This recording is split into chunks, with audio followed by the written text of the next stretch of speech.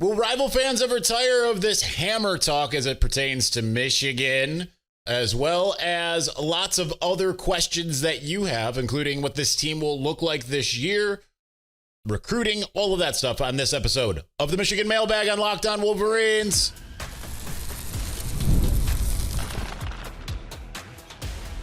You are Locked On Wolverines, your daily podcast on the Michigan Wolverines, part of the Locked On Podcast Network, your team every day. Happy Thursday. We are back and doing it. Locked On Wolverines podcast, part of the Locked On Podcast Network, where it's your team every day. I'm your man on the ground, Isaiah Hole, publisher of WolverinesWire through USA Today Sports Media Group.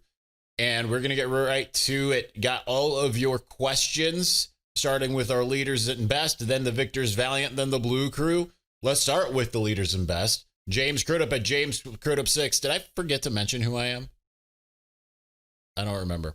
Top 5 players who didn't work out at Michigan that you wish would have. I mean, that's some of them are guys that never even made it, I think. Because I think of like a Vic Viramontes and how everyone was super excited about him. Let's think here. Shane Morris would be one of, actually, let's go Devin, Gardner, and Shane Morris. Right? Devin at least played his whole career in Ann Arbor, but Shane didn't. So there's 2 of them. Obviously, you're just going to look at quarterbacks first. Would have liked to have seen both of them really thrive. Didn't really happen for either. Let me think here. We got to kind of think back to Derek Green. Just, I understand, but it's, no, you know what? I'm going to nix Derek Green and I'm going to go Ty Isaac.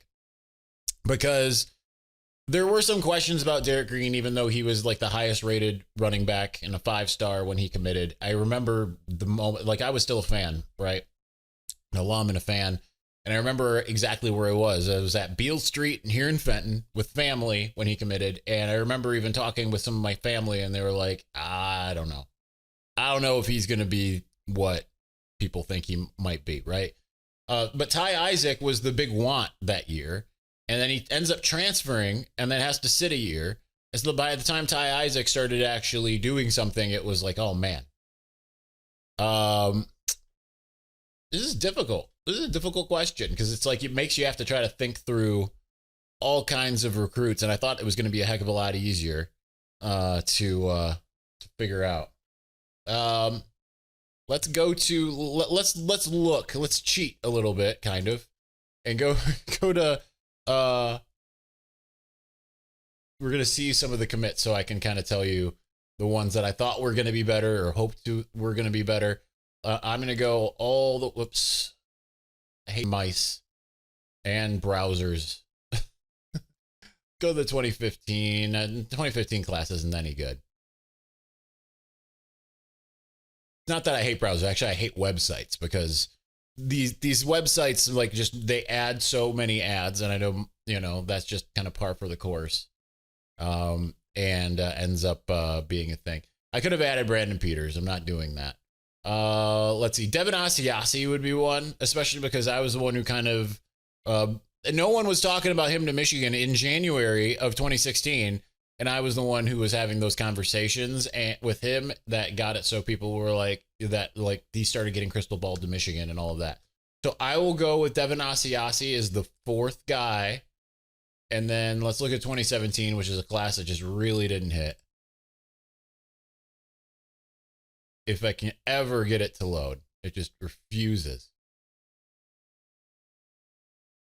It's going to pull up 2018. It's not going to pull up 2017. And then it's going to add some ads so I can't go to what I want to go to. There we go.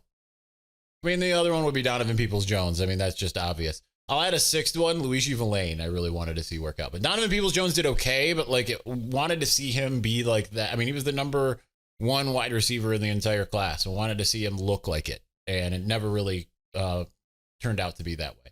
So, I mean, this class just has, I mean, I could add 5 in this class in and of itself, right? Donovan, Aubrey Solomon, Luigi Villain, Oliver Martin. Those are your top 4 commits.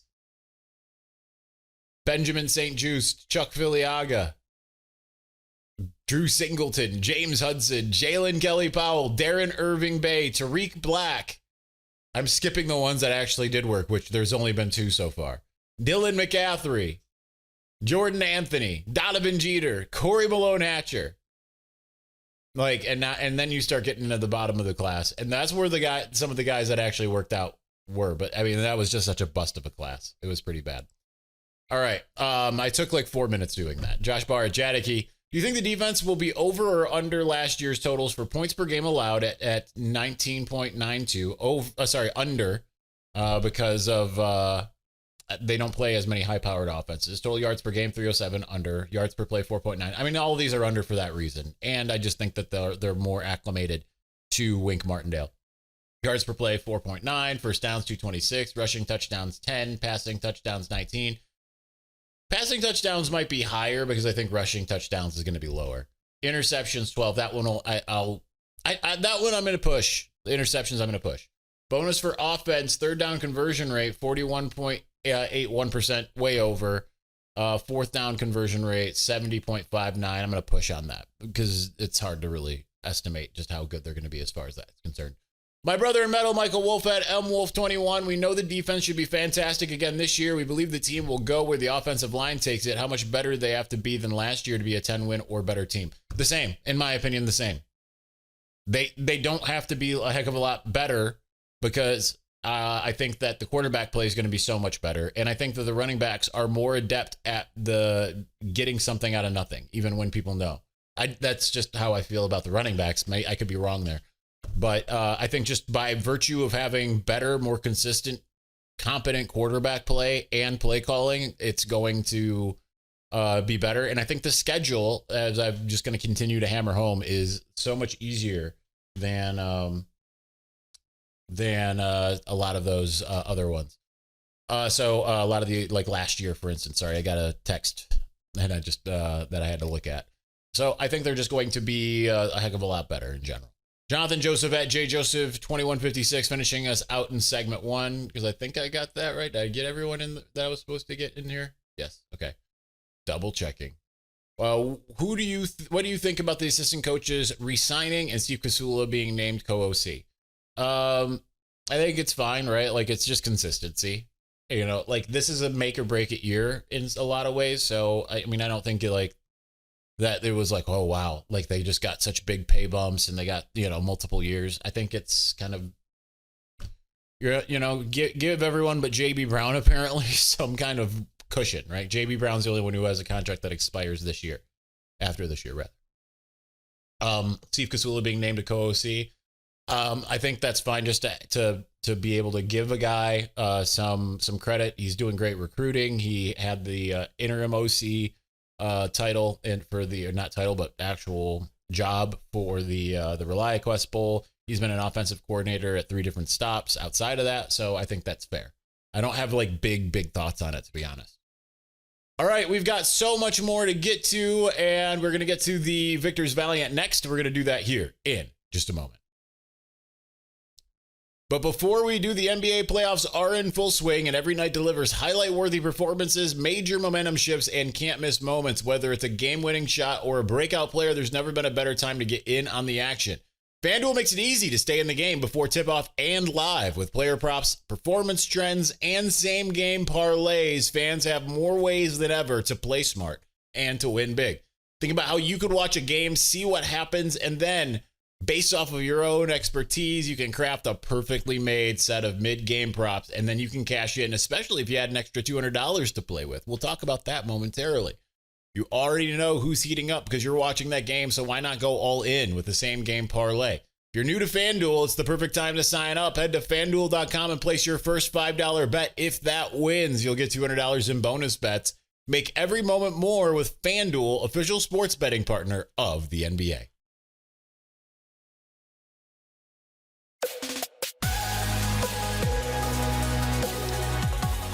All right, let's continue on. We are into the Victor's Valiant. Tons here, as always. Great Bambino X at Colossus Clout X.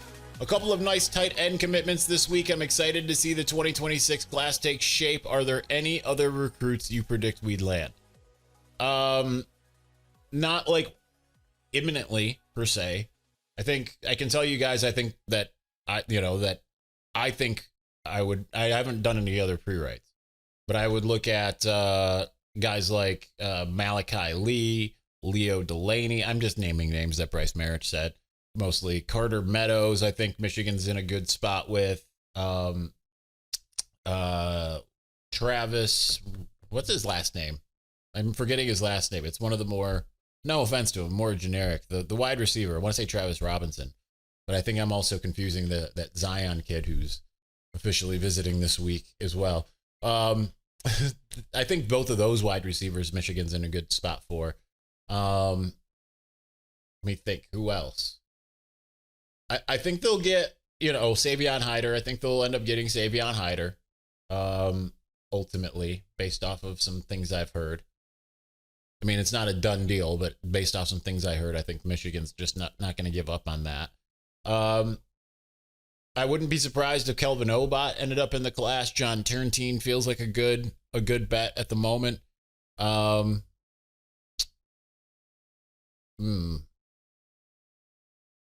think they'll end up getting one of their top linebacker targets. I think that's all I got at the moment. When I got my notes up, I can look at some of the names that I had from the commitment show, just to see here. Let's see. Travis Johnson, that's the one I was thinking of. I couldn't remember if it was Johnson or Robinson. I think that they'll get that they'll end up getting him. CJ Sadler. Not seeing a lot more that I'm feeling like, okay, like, yeah, I'm all in with this guy at the moment. Zayden Krempin, he would be another one. Amari Latimer. That's kind of where I'm at. So all right, that'll do that. Edwin Simmons at Simmons_Edwin. Happy Thursday, my brother in Price. When is the first official visit date? It is Friday through Sunday this week. Next week. This week? What date is it? Next week.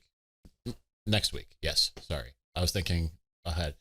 How many will be there? What's the count for victory weekend? I don't know on any of that, to be honest. How many 5-stars are we in their top 4? I don't know, about 4 at this point. What's the latest on the 5-star running back? I mean, Michigan just started being able to get back at him after the self-imposed recruiting restrictions. And it says, is that Ohio school a threat? It's a threat, but I don't think that they'll overtake Michigan, ultimately. I don't.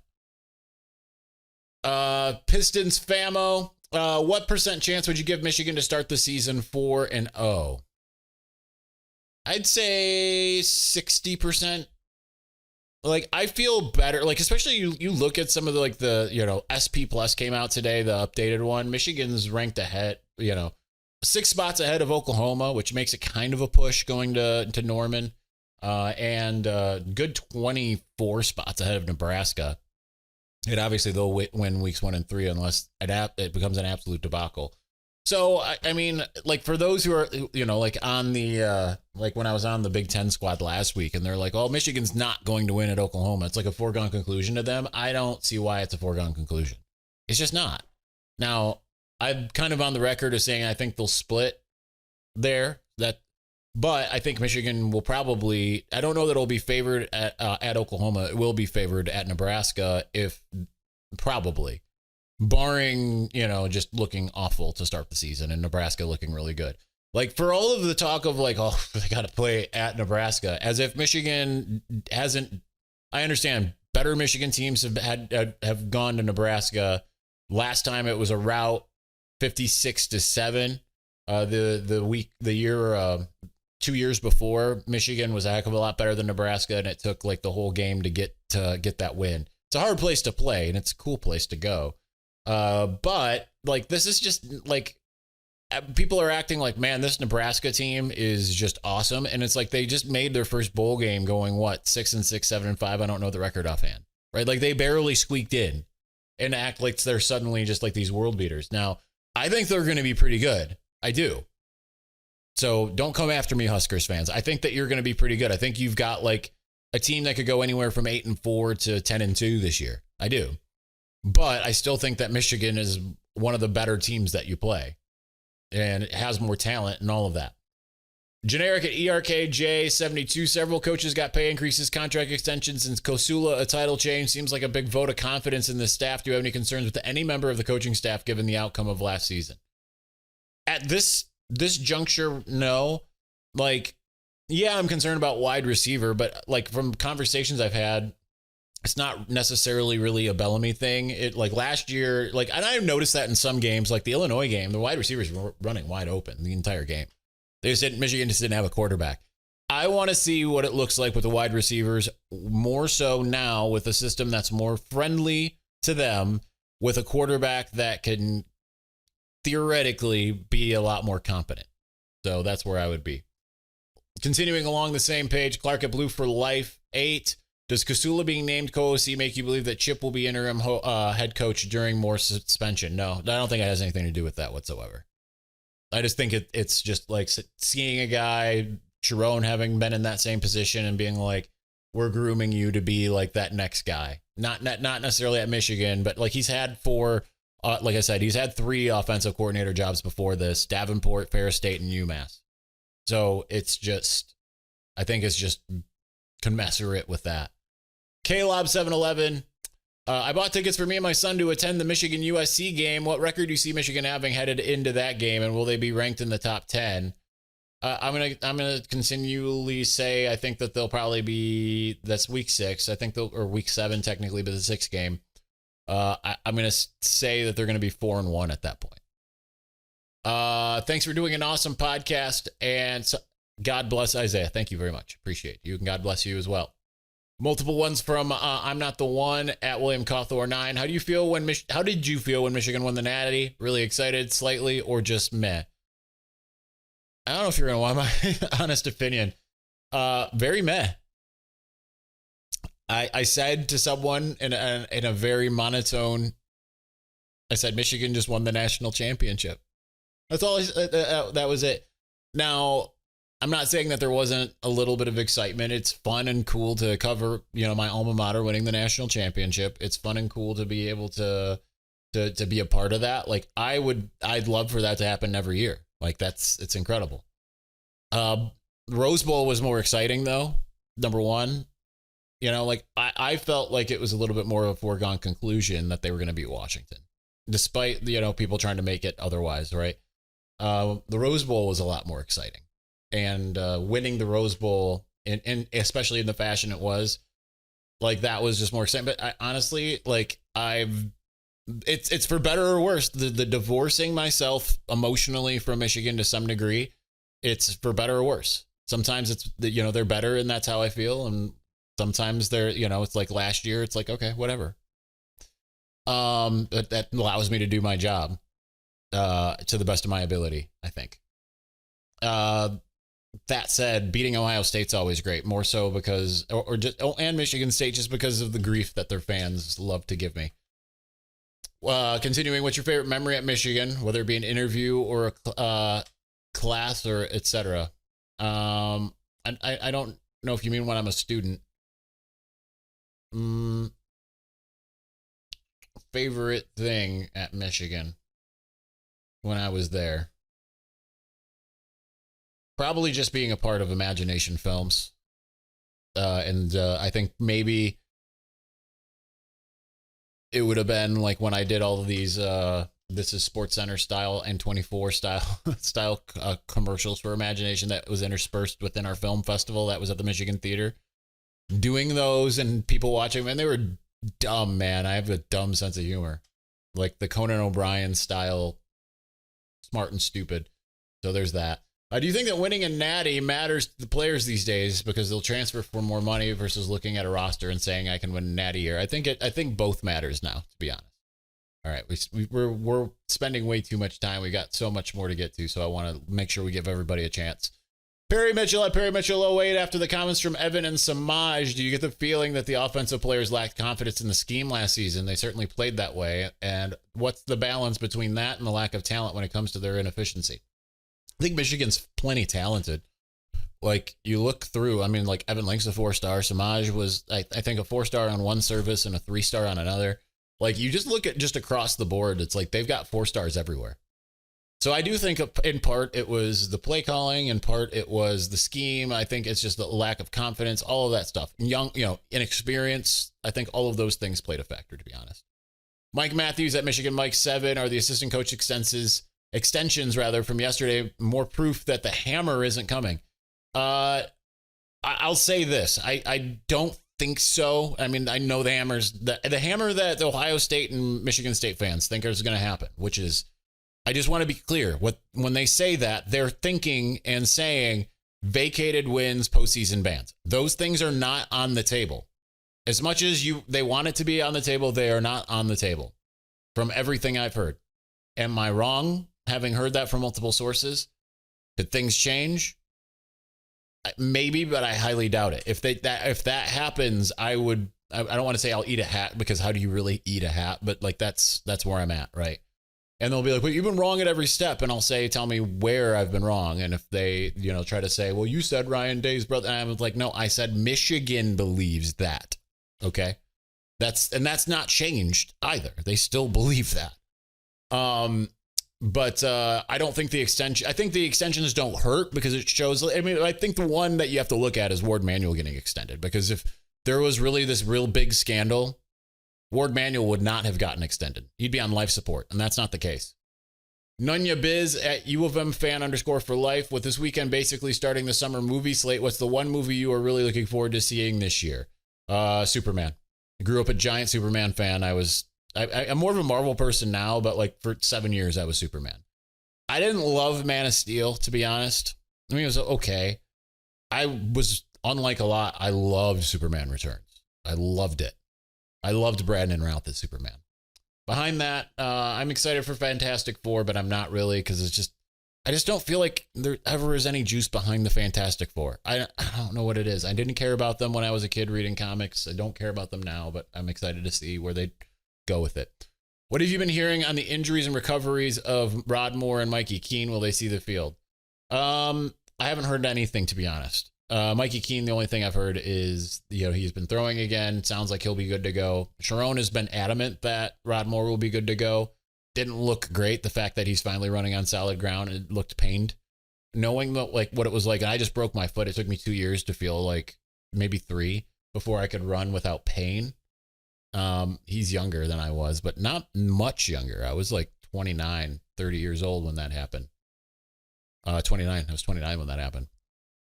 LK Baird at Luke Baird 2016. Hey, Isaiah, how are the Bible studies going? I actually didn't start doing that. And I know someone asked, he continues. He says, remember you mentioned leading some, hope they're a blessing. It's weird. I'm supposed to lead the men's group at my church. Turns out that we're not going to be doing that until, and I'm going to actually be missing the first men's one. I just realized, 'cause I'm going to be out of town. But I'm supposed to be leading this small group. But they were saying May, and now it's looking maybe later in the year. But I've actually been leading the one that I joined for the last month, including tonight. So hence we're having an earlier podcast so that I can be done for that. Oh, we are so behind time. I didn't even notice that.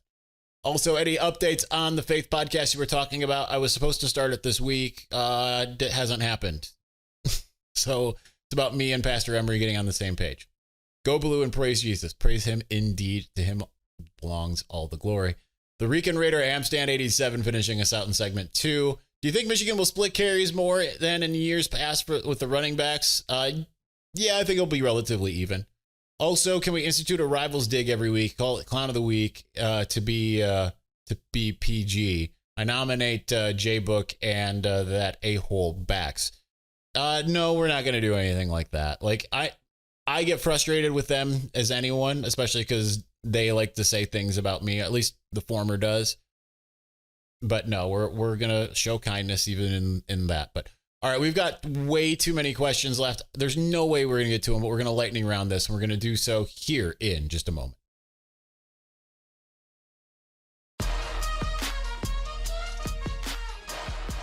All right, let's finish out with the Blue Crew. We've got about 5.5 minutes left before the camera shuts me down at the 30-minute mark from once I hit record. A fan favorite, TJ Ronan, over at Voice of College Football, the Michigan one. Who do you think will have the RB1 role by midseason, Haynes or Marshall? Based off of what I said, I think it's kind of going to be indistinguishable, but I'm going to go with Haynes regardless. But I don't want to sleep on Marshall, man. I'm not. Jerron Snavely, with all the new tight end talent that's coming in, do you think the Chip Lindsey offense will feature more tight ends than previously thought? I assumed we'd feature less two tight end sets. Also, what's your go-to Bible translation? I think, I mean, Samaj said they're in a lot of 11 personnel, but I mean, if they're getting guys like Mason Bonner that are 6'6" and 200 pounds, I mean, you could just call him a wide receiver, right? I think you'll still see quite a few two tight end sets, to be honest. And ESV is what I primarily read. The last time I did a whole Bible read, it was NLT.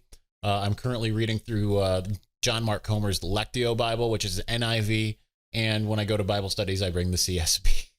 I try to do a little bit of everything. Brad West at Brad West, long number. Great to see more outward embrace of Christianity by the last two national champs. Is this a trend you're noticing in college football? It absolutely is. You're seeing it just all over the place. Post-game interviews, giving glory to God, and saying Jesus is their savior. I absolutely love it. I wish I could talk more about this, but we got to try to hurry up and get everyone in here. At King Phil 419, likely outcome for all this BS going on. A couple of show causes for Connor, Harbaugh, Chris Partridge, maybe Sharon, maybe. And a fine and probably some recruiting restrictions, whether that's a slight scholarship reduction, slight, not like this, like 20, like some might think. They're not going to get the hammer. They're just not like the way that rivals think.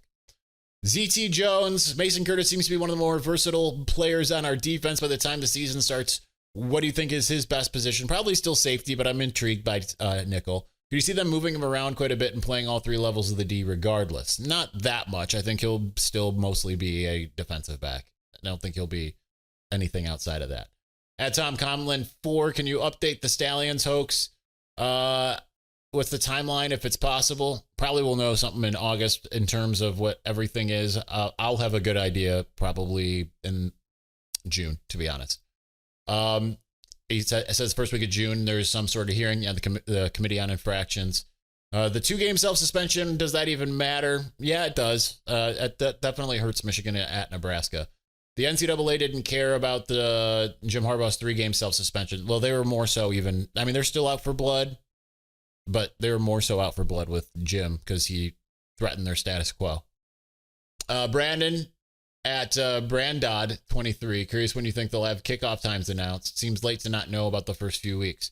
I mean, they don't have to tell us until the week of the, 2 weeks before the game or, whatever, the Monday before. So, like, we don't usually know everything. We do tend to know the first game, and we'll probably know that sometime in the summer. But, like, a lot of times we don't get those, get that until Big Ten Media Days. The Maze and Boo, how can we pray for rival fans who live on social media and can't celebrate their natty in peace? Pray for exactly that, because it is kind of wild that they cannot stop, man. Like, that's all, like, you would think they'd be talking about the championship, but they talk more about Michigan. It's wild. German, a year and a half in, what do you think the biggest strength and biggest weakness of more staff is as a whole? TBD on the weakness, because we'll see how Chip Lindsey fixes things. The strength is clearly the defensive line. Nick Kradzinski, who is the one underrated player on offense and on defense that most likely will break out this year? Let's start with defense. I think TJ Guy. I know he's going to be a starter, but I mean, like, I just don't think that people recognize how good he is. On offense, I don't have time for it. We've got less than a sec. Sorry. So I'm just going to give you that. Darren Skreisel, good day with the coaching staff getting new contracts. Any news on more status? Not that I know of. Oops. I need to try to push my page up because I can't see the last few. We don't really have time for anything else, but I'm going to at least go Justin Ranbron, happy day 100 and day 2000, brother. Looking forward to day 3000. Is Bryce going to get us 3 more wins? I think at least 2, maybe 3. And actually, I guess I have a little bit more time. Stogie Serial, who is Michigan's starting quarterback? Have they named them? I think it's Bryce, but they have not named. And last but not least, Richard Schumacher. Earlier this week, you discussed Coach Moore's ranking by CBS Sports. If you were on that panel, where would you have him ranked? Probably more so in the low 20s, early 30s. That's where I'd have him. All right, that's it. Thanks for watching. Thanks for listening. Talk to you again soon. Peace.